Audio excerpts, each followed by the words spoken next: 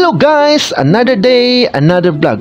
Welcome back sa Quiz TV. Kung asa ang laag, lingaw ug lamian nga pagkaon kay pirmi nato kauban. Kaila mo ani nga dessert guys? Sikat ni siya karon ug makita nato dinhi sa kaamulan. Ginganlan siya og tiramisu cake. Lami kaayo lang taon pa lang. Kamu guys, unsa nyong ganahan nga flavor? Comment down below. Daghan gyud tay makita mga pagkaon diri. Naay seafood, naay social nga mga pagkaon ug napod swak sa budget. Kung maglaag mo sa kaamulan, magdala gyud mo og extra money guys.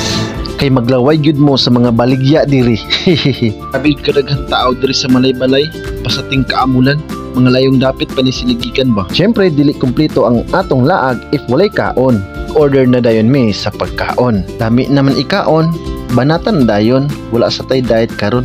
Ugma na. Ugma na mo pagpangaon, amo dayon gisuroy ang kaamulan ground. If magdala mo sakinan guys, lisod gid mo sa pagpark kay grabing daghang kaayong sakinan. Ka-traffic na gid siya sa sulod. Padulong mi karon dito sa Kaamulan ground para makita ang mga activities. Nakapaskil diri ilang mga activities everyday, at least naay guide ang mga tao kung unsay mga activities sa Kaamulan. Ug atong nakita ang mga artists, ang mga singer sila Elias ug si TG Monterde ug si Kizzy. Wow, bibo gid karong April 13 ba?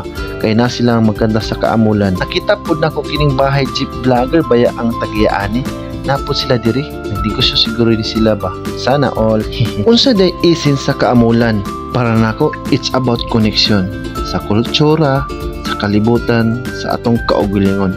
Dili lang sa kasadya sa selebrasyon ni sa pagkakinsata. O mga quiz, kung nalingaw mo sa akong Kaamulan Festival experience, ayaw kalimot og like, comment og follow sa akong page.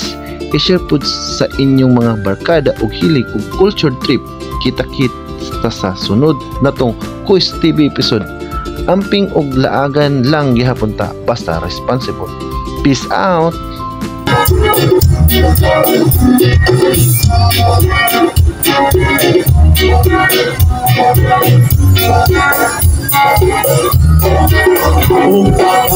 Sa gabi na